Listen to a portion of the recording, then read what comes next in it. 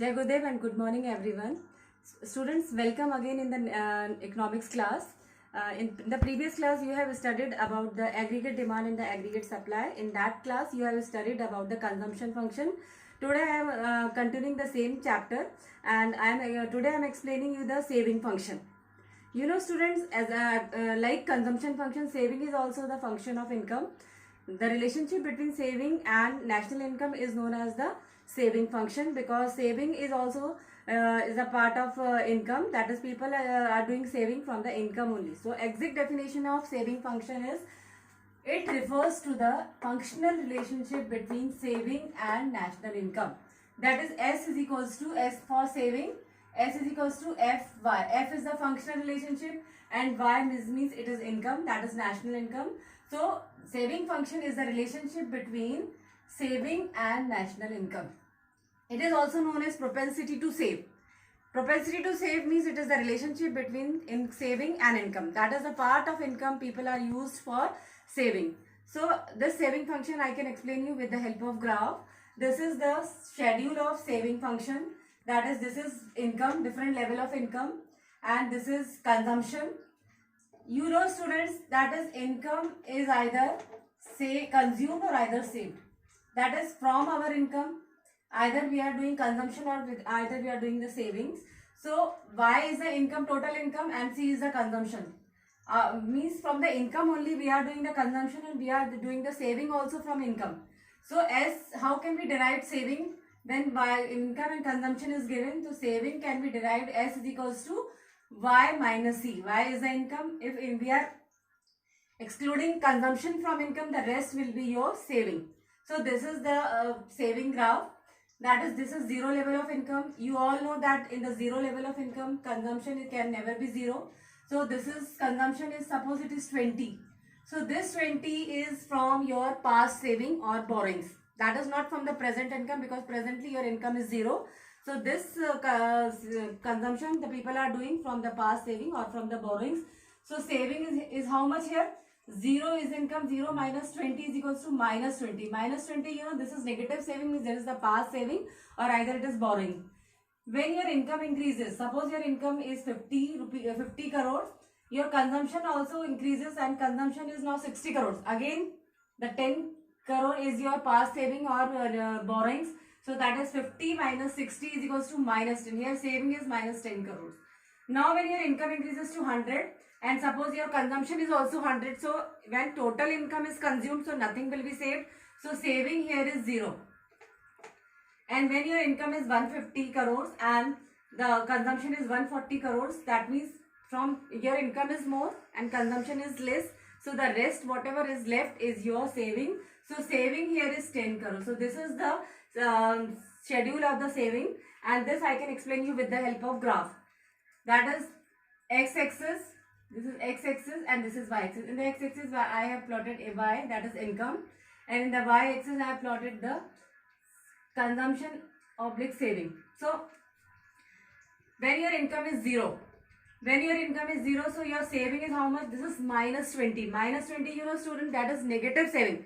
This is not saving from your present income, but this is either that is the autonomous consumption expenditure, that the people are doing consumption expenditure from your past saving or borrowings, because presently they are having nothing. So this can be known as negative saving or past saving. So this I can plot it from below this axis. That is, this will be 0 and this is minus 20, means above below the axis this is negative saving. We can plot saving curve from this at this point. This is the starting point of saving curve. Now see, when your income increases, now your saving is again minus 10. Minus 10 means now also people are not having any kind of saving, that is the negative saving is there. So this is minus 10. So we are plotting minus 10 here. That is, when your income is 50 crores, your saving is minus 10.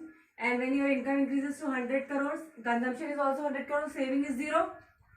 So 0 saving we are plotting here. This is the 0 saving at this point when income is 100 crore and the consumption is also 100 crore, saving is 0. Saving is 0, this is known as the break-even point, and this can be known as equilibrium point also. Here saving will be zero because everything, whatever our income is there, we have spent on consumption expenditure. Nothing will be left for the saving. So when your income is 150 crore and your consumption is 140 crore, so 10 crore is your saving. Now the people start saving. How the people start saving? Because their income increases, and from their income their consumption expenditure is less than their income. So whatever is left, whatever the income will be left, that will the people are kept as a saving. So here the saving curve comes in the positive axis. Below this break-even point, the saving in the negative axis, and above this point is the saving curve in the positive axis. That is, this is the saving curve. This saving curve is now in positive axis. So understand all of you, student, that this is the graph of the consumption saving function. That is, saving curve always start from the negative side. That is the people, whatever is the consumption autonomous consumption expenditure, that is from your past saving or borrowing. So that is negative saving. And then when income is equals to consumption, saving will be zero. And when income is more and consumption is less, so that part will be used for saving. So saving will be in the positive axis. So this is the saving curve. Now there are some important points regarding the saving curve. Saving function is also known as propensity to save. Propensity to save, you know, that ability or capacity to save. And every person is having different capacity or ability to save, because according to their consumption expenditure, whatever their income, the people will utilize that income from their consumption expenditure. And after meeting the consumption expenditure, the left part of income will be used for saving. So different people are having their different types, different savings. According to the consumption expenditure, the people are doing the savings. So according to the different level of income, this is the different level of savings also. And that is also known as propensity to save. That is ability of the person to save from different level of income. Now starting point of saving curve. This is the starting point of saving curve. And this saving curve always start from the negative sides, means below this axis. Saving curve always start from the negative side. That is, this is due to because of the autonomous consumption expenditure, because this expenditure is for our survival, for our survival means that for people are something is necessary for people to survive, like basic necessities we should have, whether we are not having income, but we have to survive now. That's why some expenditure we are doing for our survival. This is known as autonomous consumption expenditure.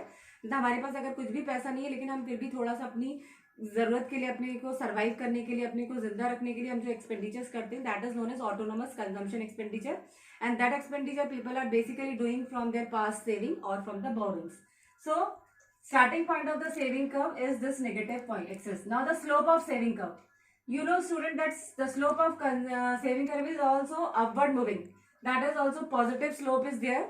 This positive slope suggests us that as your income increases, your savings also increases.